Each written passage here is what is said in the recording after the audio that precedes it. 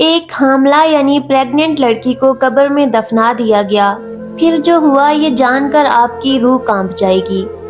پیارے دوستو، اس سبق آموز واقعے کو جاننے کے لیے ہمارے ساتھ آخر تک ضرور رہیے گا، کیونکہ یہ ہے خاص کر ہماری ماں بہنوں کے لیے ایک سبق ہے۔ سرفراز نام کا ایک شخص یہ بتاتا ہے کہ آج سے تقریباً 5 سال پہلے کی بات ہے۔ میرا تعلق ایک ایسے گروہ سے تھا جو چوری کیا کرتے تھے۔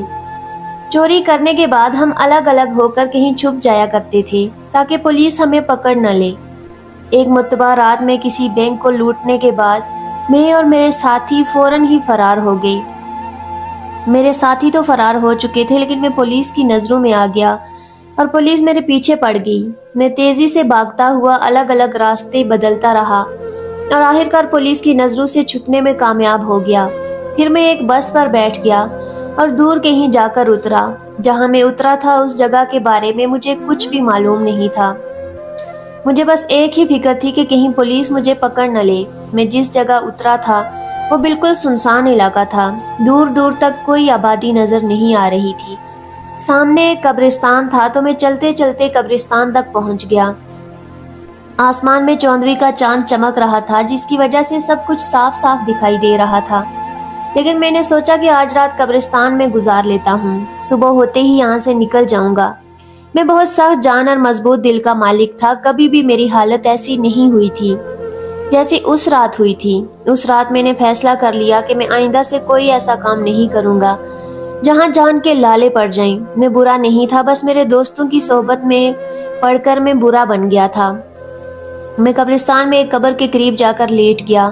میرے پاس ایک شال تھی جو کافی موٹی تھی۔ شال اپنے اوپر تان کر میں سونے ہی والا تھا کہ مجھے ایک آواز سنائی دی کہ کسی لڑکی کی آواز تھی جو کہہ رہی تھی، بھائی مجھے مت مارو۔ میں نے کچھ بھی نہیں کیا، مجھے مت مارو، میں گناہگار نہیں ہوں۔ یہ آوازیں سن کر جیسے میری روح کانپ گئی۔ میں نے چادر اپنے سر سے ہٹائی اور دیکھنے لگا کہ آخر ماجرا کیا ہے۔ جب میں نے دیکھا تو میرے سامنے تقریباً 4 سے 5 لڑکے تھے جو لڑکی کو گھسیٹتے ہوئے قبرستان کی طرف لے جا رہے تھے۔ ان میں سے ایک لڑکا بولا، تجھے ذرا بھی شرم نہیں آئی؟ ہم بھائیوں کی عزت تو نے خاک میں ملا دی۔ ہم تو سمجھ رہے تھے کہ تو خالہ کے گھر پر ہے، لیکن اب پتہ چلا کہ تو حرام اور ناجائز بچے کو اپنے پیٹ میں لیے گھوم رہی تھی۔ ایک لڑکے نے اس لڑکی کو پکڑا ہوا تھا اور باقی 4 قبر کھودنے میں مشغول ہو گئے۔ قبر کھودنے کے بعد انہوں نے لڑکی کو زندہ قبر میں پھینک دیا اور مٹی ڈالنے لگے۔ یہ منظر دیکھ کر میں تو ہوش اڑ گئے۔ میں حیران رہ گیا۔ ان میں سے ایک لڑکا بولا، جلدی کرو کوئی دیکھ لے گا۔ انہوں نے جلدی جلدی لڑکی کو زندہ قبر کے اندر دفن کر دیا اور وہاں سے چلے گئے۔ لڑکی کو قبر میں زندہ دفن کرنے کے بعد وہ سب وہاں سے بھاگ چکے تھے۔ میں ایک دم سے اپنی جگہ سے اٹھا، اس قبر کے قریب گیا اور جلد بازی میں وہ لوگ کدال وہیں پر چھوڑ کر بھاگ گئے تھے۔ میں نے جلدی سے اس قبر کو دوبارہ کھودنا شروع کر دیا، چونکہ میں نے دیکھا تھا کہ اسے زمین میں دفن کیا گیا تھا۔ میری پوری کوشش یہ تھی کہ میں اس لڑکی کو قبر سے زندہ باہر نکال لوں۔ جب اس لڑکی کی چیخ کی آواز قبر کے اندر سے مجھے سنائی دے رہی تھی تو مجھے حوصلہ ہوا کہ وہ لڑکی ابھی تک زندہ ہے۔ میں اپنی پوری طاقت لگا رہا تھا۔ ایک انسان نہیں تھا، ایک عام سا آدمی تھا، لیکن میری جگہ کوئی نہیں ہوتا تو زندہ دفن ہونے والی لڑکی کو نکالنے کی کوشش ضرور کرتا۔ میرے خیال سے کوئی بھی اتنا بے ضمیر نہیں ہو سکتا جتنا اس لڑکی کے بھائی تھے۔ کسی کو زندہ قبر میں دفن کرنا، یہ بلا کہاں کی انسانیت تھی۔ میں قبر کو کھول رہا تھا اور میں نے قبر میں ایک سوراخ بھی کر دیا تھا تاکہ لڑکی تک آکسیجن آسانی سے پہنچتی رہے، لیکن اچانک ہی اس لڑکی کی چیخیں بلند ہوئیں تو میری جان نکل گئی۔ مجھے لگا وہ مر گئی ہے۔ میں نے اس کی آواز سننے کی کوشش کی، میرا پورا جسم کانپ رہا تھا۔ تھوڑی دیر تک کوئی آواز نہ آئی تو مجھے مایوسی ہونے لگی، لیکن قبر میں حیرت کی انتہا نہ رہی جب اچانک سے قبر کے اندر سے ایک بچے کے رونے کی آواز سنائی دینے لگی۔ میں پریشان ہو گیا، بچے کی آواز کہاں سے آ رہی ہے اور کیسے آ رہی ہے؟ قبر کے اندر تو ایک لڑکی تھی، تو پھر یہ بچہ کہاں سے آیا؟ میں ڈرنے والوں میں سے نہیں تھا، لیکن اس وقت میں بہت زیادہ ڈر گیا تھا۔ اب مجھے لڑکی کے کراہنے کی آواز بھی سنائی دے رہی تھی، یعنی یہ لڑکی اب تک زندہ تھی۔ میں خوفزدہ تو بہت تھا، لیکن جو بھی تھا مجھے قبر کھودنی تھی اور لڑکی کو باہر نکالنا تھا۔ میں نے ایک بار پھر سے اپنے اندر ہمت جمع کی، لیکن جیسے ہی قبر مکمل طور پر کھلی تو مجھے ایسا لگا جیسے میرے پیروں تلے سے زمین سرک گئی ہو، کیونکہ قبر میں ایک بچہ پیدا ہوا تھا اور وہ لڑکی نڈھال سی قبر میں پڑی ہوئی تھی۔ مجھے یہ سمجھنے میں کوئی لمحہ بھی نہ لگا کہ وہ لڑکی حمل سے تھی اور اس نے قبر میں بچے کو جنم دیا ہے۔ میں نے ہمت کر کے اس لڑکی کو اور اس کے بچے کو قبر سے باہر نکالا۔ میری جو شال تھی اسے میں نے اس لڑکی کے جسم پر ڈال دیا۔ لڑکی کی حالت خراب تھی اور وہ تکلیف میں تھی اور وہ بچہ مسلسل روئے جا رہا تھا۔ میری کچھ بھی سمجھ میں نہیں آ رہا تھا کہ آخر میں کیا کروں۔ اچانک ہائی وے پر مجھے ایک وین آتی ہوئی نظر آئی۔ میں نے اس بچے اور ماں کو چھوڑ کر جلدی سے ہائی وے کی طرف دوڑا۔ میں نے وین کو روکنے کا اشارہ کیا، پتہ نہیں کیسے، لیکن اتنی رات میں بھی وہ لوگ رک گئے، لیکن وہاں خوفزدہ تھے۔ میں نے انہیں کہا میری بیوی اور میں قبرستان سے گزر رہے تھے۔ اچانک قبرستان میں میری بیوی کو درد شروع ہو گیا اور اس کی ڈیلیوری۔ میں نے ان سے مدد کے لیے کہا۔ تصدیق کرنے کے لیے وہ لوگ میرے سامنے آئے اور اس لڑکی اور بچے کو دیکھ کر سارا معاملہ سمجھ گئے اور انہیں میری بات پر یقین ہو گیا۔ ان میں سے ایک عورت نے کہا ان تینوں کو مدد کی ضرورت ہے، واقعی یہ لوگ بہت بڑی مصیبت میں ہیں۔ کار والوں نے ہماری مدد کی اور اس لڑکی اور بچے کو ہسپتال لے گئے۔ بینک سے جو میں نے چوری کی تھی اس کا حصہ اپنے ساتھیوں سے مانگا تو انہوں نے میرا حصہ مجھے دے دیا۔ میں لڑکی کو اس جگہ لے آیا جہاں میں خفیہ طور پر رہا کرتا تھا۔ جب اس لڑکی کی حالت سنبھل گئی تو میں نے اس سے سارا معاملہ پوچھا۔ اس نے اپنی کہانی بتانا شروع کی اور بتایا کہ میرا نام خدیجہ ہے اور میں ایک نیک لڑکی تھی۔ ایک دن اچانک کالج سے واپس آتے ہوئے ایک لڑکا میرے پیچھے لگ گیا اور اس نے مجھے ایک خط دیا جس میں لکھا تھا وہ مجھ سے بہت محبت کرتا ہے۔ نمبر بھی نیچے لکھا ہوا تھا۔ پہلے تو میں نے صاف اسے انکار کر دیا، لیکن پتہ نہیں کیوں شیطان نے مجھے شاید ورگلا دیا تھا اور ایک کمزور لمحے کی ضد میں آ کر میں نے اس کے موبائل پر کال کر دیا اور یوں ہمارا رابطہ ہو گیا۔ پھر بات ملاقاتوں تک پہنچی۔ میرے 5 بھائی تھے۔ جب وہ کام پر باہر چلے جاتے میں اسے گھر بلا لیا کرتی۔ گھر پر کوئی نہیں ہوتا تھا۔ شیطان کے بہکاوے میں آ کر ہم نے وہ گناہ بھی کر دیا جو ہمیں کبھی نہیں کرنا چاہیے تھا اور اس کی سزا میں آج تک بھگت رہی ہوں۔ جب اس لڑکے کا ناجائز گناہ میرے پیٹ میں پلنے لگا تو میں نے اس بات کا ذکر اپنی خالہ سے کیا۔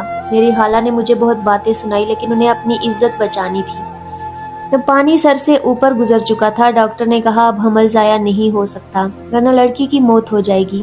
میں نے اس لڑکے سے رابطہ کیا اور کہا کہ اپنا رشتہ میرے گھر بھیج دے تو اس نے کہا کہ یہ بچہ نہ جانے کس کا ہے اور میں اس پر الزام لگا رہی ہوں اور مجھ جیسی بدکار لڑکی سے وہ کبھی شادی نہیں کر سکتا۔ اب معاملہ سنگین ہو چکا تھا۔ میری خالہ نے کہا اگر تمہارے بھائیوں کو اس بات کے بارے میں پتہ چل گیا تو تم جان سے جاؤ گی۔ خالہ نے میرے بھائیوں کو میری بیماری کی جھوٹی کہانی سنائی اور کہا کہ وہ مجھے اپنے ساتھ لے جا رہی ہیں۔ میرے بھائیوں نے کہا یہ ہمارا کھانا وغیرہ بناتی ہے، ہم اس کے بغیر کیسے گزارا کریں گے؟ ہم دن کو کام پر چلے جاتے ہیں، پیچھے سے یہ گھر سنبھالتی ہے۔ خالہ نے کہا یہ بیمار ہے، تم لوگ شادی کر لو اگر تمہیں گھر میں کام کرنے والی چاہیے۔ تو نہ جانے میری خالہ نے کیسے میرے بھائیوں کو راضی کیا اور مجھے اپنے ساتھ لے کر اپنے گھر آ گئی۔ خالہ کے گھر میں ان کی بیٹی اور ایک بیٹا رہتا تھا۔ انہیں ساری کہانی مجبوراً سنانی پڑی۔ میں نے حمل کے 9 ماہ وہیں گزارے، لیکن جب میری ڈیلیوری کا وقت قریب آیا تو اس دن میرے بھائی خالہ کے گھر آ پہنچے۔ نہ جانے انہیں یہ بات کیسے معلوم ہو گئی۔ وہ مجھے گھسیٹتے ہوئے واپس گھر لے گئے اور پھر وہاں سے رات کو قبرستان لے آئے اور مجھے زندہ قبر کے اندر دفن کر دیا۔ جب مجھے قبر کے اندر دفن کر دیا میرا دم گھٹنے لگا، میں چلانے لگی اور اللہ سے مدد مانگ رہی تھی۔ میں تکلیف میں رو رہی تھی، کراہ رہی تھی۔ ایک طرف تو میرا دم گھٹ رہا تھا اور دوسری طرف مجھے حمل کا درد بھی شروع ہو گیا۔ میں نے سچے دل سے اللہ کی بارگاہ میں توبہ کی کہ آئندہ میں کبھی کوئی گناہ نہ کروں گی۔ میں نے گناہ نہ کرنے کا پکا ارادہ کیا اور اللہ سے دعا مانگتی رہی۔ میں نے کہا میں نے روزے رکھے، نماز پڑھی، تہجد ادا کی اور میں گمراہ ہو گئی۔ یا میرے رب مجھے آخری موقع دے دے، مجھے اس قبر سے نکال دے، میں ساری زندگی کبھی کوئی گناہ نہ کروں گی۔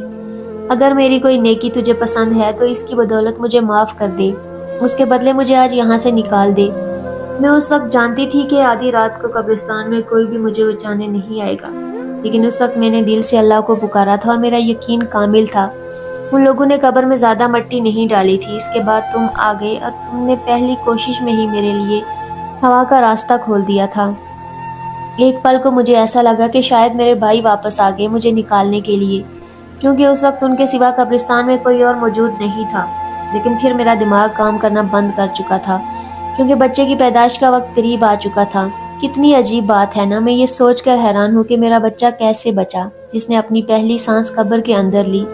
لوگ دنیا میں آتے ہیں اور اپنی آخری سانسوں کے بعد قبر میں جاتے ہیں، لیکن اس انوکھے بچے کی زندگی کی شروعات ہی انوکھی تھی۔ جس نے زندگی کی پہلی سانس قبر کے اندر لی۔ میں نے اللہ سے وعدہ کیا تھا کہ اب میں کبھی کوئی گناہ نہیں کروں گی۔ میں اپنے تمام گناہوں سے توبہ کر چکی ہوں۔ ہم اپنے رب کو بھلا دیتے ہیں اور گناہوں میں لگ جاتے ہیں، لیکن وہ ہمیں کبھی نہیں بھولتا۔